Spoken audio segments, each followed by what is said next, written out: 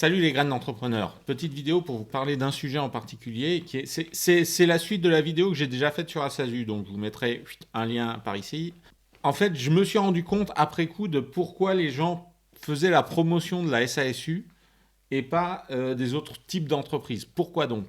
Et j'ai compris que c'était principalement, même s'il ne l'explicite pas toujours, principalement pour se payer en dividendes, pour se payer sans se verser de salaire. Et donc je pense que c'est important de parler de ce sujet-là, parce que pour moi, c'est foireux de plusieurs manières. Premièrement, vous vous sortez de tous les bénéfices que vous pouvez avoir à propos du fait de toucher un salaire en France, un salaire ou assimilé, quand vous êtes chef d'entreprise, quand vous êtes travailleur non salarié, vous cotisez à certaines caisses et vous avez des droits, donc vous avez une prise en charge partielle de votre santé, vous avez une prise en charge des gros accidents de la vie. Moi, une fois, j'ai fait 3 mois à l'hôpital, j'ai rien payé. Franchement, 3 mois à l'hôpital, c'est long et c'est bien de rien payer. Franchement, j'ai payé 0 euros. Donc, vous bénéficiez de tout ça parce que vous avez un statut juridique, soit de travailleur non salarié, soit d'assimilé salarié quand vous êtes chef d'entreprise. Si vous payez qu'en dividende, vous n'avez pas et vous devez vous payer votre propre protection sociale. Mais attention, vous cotisez quand même. Mais vous cotisez en tant que cotisant solidaire, entre guillemets. C'est-à-dire, vous payez la CSG, la CRDS, qui sont des impôts spécifiques, c'est à peu près 15%. Vous les payez, ça vous ouvre droit à rien. Voilà. Bon, c'est comme ça. Pourquoi, deuxième point, vous pouvez dire, j'en ai rien à foutre de la protection sociale. Très bien, c'est votre choix, c'est pas le mien, ça me regarde pas. Par contre, juridiquement, se payer uniquement en cotisation sociale, c'est fort. Et vous allez voir partout qu'il n'y a aucune loi qui ne l'interdit. Oui, c'est vrai, il n'y a aucune loi qui l'interdit. Sauf qu'il y a un truc qui existe en droit français, et dans beaucoup d'autres droits, c'est la notion d'abus de droit. Qu'est-ce que c'est l'abus de droit? C'est l'administration qui se donne une procédure pour vous attaquer si jamais elle considère que vous utilisez la loi dans le sens contraire de l'esprit de la loi. Alors c'est parfaitement subjectif, et c'est là où il faut faire gaffe, c'est parfaitement subjectif, mais ça veut dire quoi? Ça veut dire que l'administration peut se retourner contre vous si vous respectez la loi à la lettre, mais qu'elle considère que vous n'êtes pas dans les clous quand même. Quelques exemples concrets de cette notion d'abus de droit. On a tout un tas justement de revenus qui vont être requalifiés dans certains cas par l'administration. Ça peut être dans les deux sens d'ailleurs. Ça peut être des dividendes que l'administration va considérer comme étant indus et comme étant de la fraude. Et moi, je pense que c'est là ce que vous risquez d'avoir. Et même s'il n'y a pas beaucoup de jurisprudence, j'ai cherché un peu, il n'y a eu que quelques cas répertoriés de chefs d'entreprise qui ont été rattrapés pour cette raison. Mais dans d'autres types de sociétés, on va considérer, par défaut, l'administration va considérer que votre travail doit être versé sous forme de salaire. Et que vos dividendes, ça sert à récompenser la bonne marge de votre entreprise. Le fait que votre entreprise fonctionne bien, qu'elle soit très efficace, donc qu'elle génère des bénéfices supérieurs à ce qu'elle générerait si vous étiez simplement un travailleur salarié, on va dire. Et donc, ça donne droit à des dividendes. Et il y a un chiffre qui circule un petit peu partout dans la jurisprudence et sur Internet, qui n'est pas correct, mais qui circule quand même, c'est 10%. C'est-à-dire que 10%, ce serait le maximum de dividendes que vous pouvez vous verser. 10% de votre apport en capital par an. Encore une fois, moi je pense que c'est pas le sujet. Le sujet, c'est pas un pourcentage, c'est pas je me verse 10% et puis il reste rien derrière et il suffit d'apporter plus pour me faire un salaire. Vous voyez, si je veux gagner 30 000 balles par an, il suffit d'apporter 300 000 et je peux me payer en dividende. Non, non, moi je pense pas que ce soit l'esprit vraiment. Si vous versez 20% par an parce que vous êtes très rentable, très bien. Non, ce que va plutôt regarder un contrôleur de l'URSSAF, je pense, et là encore une fois, j'adorerais que des contrôleurs de l'URSSAF me mettent des commentaires et me donnent leur avis en commentaire.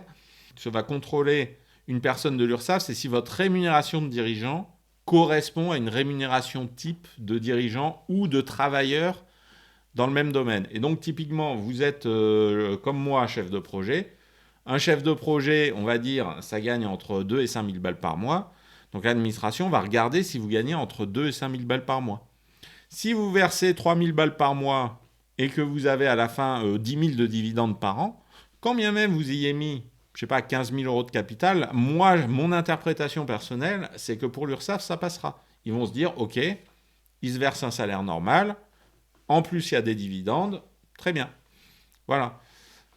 Mais les dividendes récompensent votre rôle d'investisseur dans la structure et pas votre rôle de travailleur. Donc à partir du moment où il y a un travail dans la société, eh bien, ça veut dire qu'il faut que vous touchiez une rémunération en tant que dirigeant. Un dirigeant peut très bien ne pas être rémunéré pour une société, mais ça veut dire qu'il n'y exerce que son mandat de dirigeant. Qu'est-ce que ça veut dire concrètement ? Moi, je suis dans ce cas-là. Je suis dans ce cas-là pour une autre activité que mon activité principale. Il y a une société dont je suis un des dirigeants, mais je ne suis pas la personne qui dirige l'entreprise au quotidien. Je suis un directeur général de la société. Moi, mon activité dans cette société, c'est uniquement de lui apporter des contrats. Et donc, je me fais rémunérer comme ça. Je fais partie de l'équipe dirigeante, je suis un des associés importants de la société. Je donne mon avis régulièrement sur la gestion de la société. On se fait des points à peu près une fois par mois pendant 1 heure où on discute de notre stratégie. Ce point-là, c'est mon activité de dirigeant. Je ne suis pas rémunéré pour ça. Et éventuellement, je touche des dividendes, mais en général, je n'en touche pas parce que ce n'est pas notre stratégie de développement pour cette boîte-là. Par contre, j'ai une autre activité qui est d'apporter des contrats. Cette société fait du développement. Moi, je suis chef de projet informatique. De temps en temps, quand c'est dans l'intérêt de mon client, j'apporte ça à la société. Et là, évidemment, j'ai un intéressement sur ça. Mais c'est un intéressement qui n'a rien à voir avec mon activité de dirigeant. Donc, comme les deux missions sont bien distinctes, je me permets de ne pas être rémunéré en salaire par cette société. Parce qu'en fait, j'y travaille pas.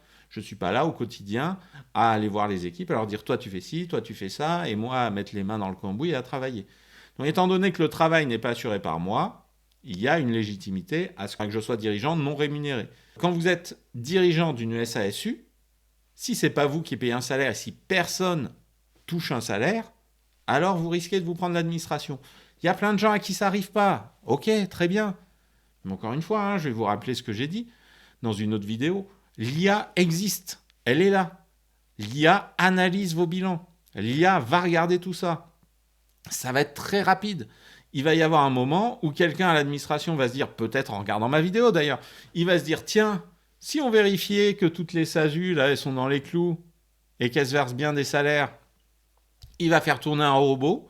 Ça va lui sortir une liste de toutes les SASU où le dirigeant est tout seul, où il n'y a pas de salariés et où il y a beaucoup de dividendes. Et ils vont tous vous contrôler et tous vous redresser. Il y a une probabilité que ça n'arrive pas. Très bien. Tant mieux pour vous.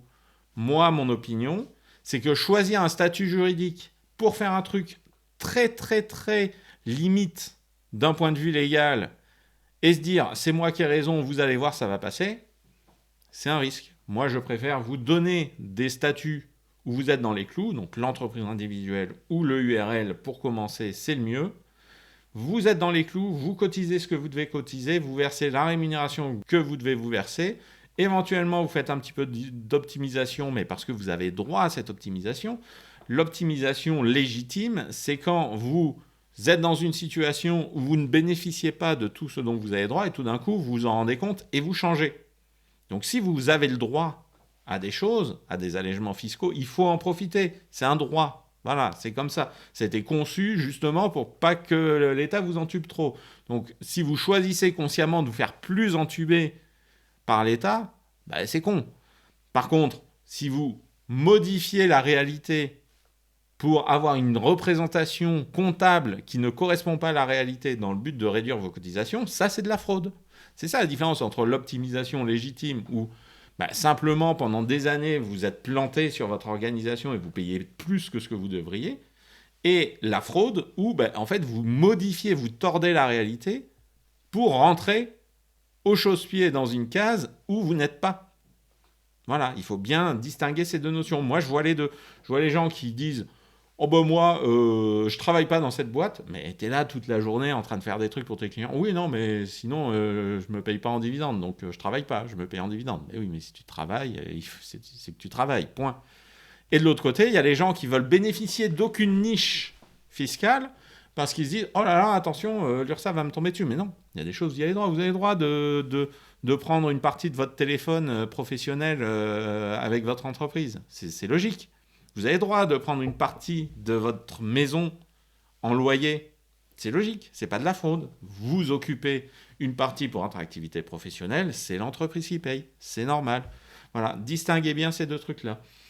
Donc, encore une fois, je reste droit dans ma position. Je suis d'accord pour changer d'avis, mais pour l'instant, la SASU, c'est pas l'idée du siècle.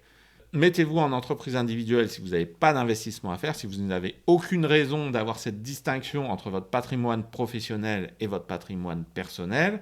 En entreprise individuelle, je vous rappelle que vous pouvez faire une déclaration au régime réel. Même dans certains cas, vous pouvez passer à l'impôt sur les sociétés. Je ne maîtrise pas, mais il paraît que c'est possible.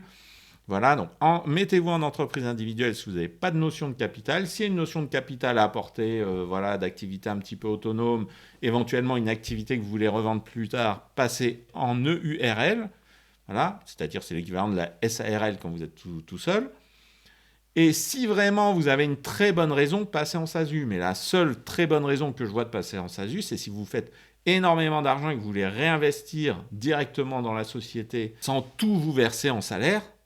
Voilà, ça c'est le premier cas, et la plupart des gens, ce n'est pas le cas. Et le deuxième cas, c'est si vous savez que vous allez faire rentrer très vite des actionnaires, donc c'est une solution temporaire.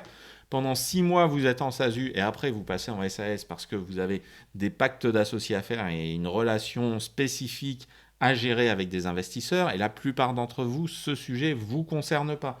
Moi, j'ai créé quasiment toutes les boîtes dans lesquelles je suis sont des SAS. Je sais comment ça marche une SAS. Voilà. J'ai des gens qui sont un peu foutus de ma gueule dans la vidéo sur la SASU en disant ah, tu comprends rien, tu connais rien.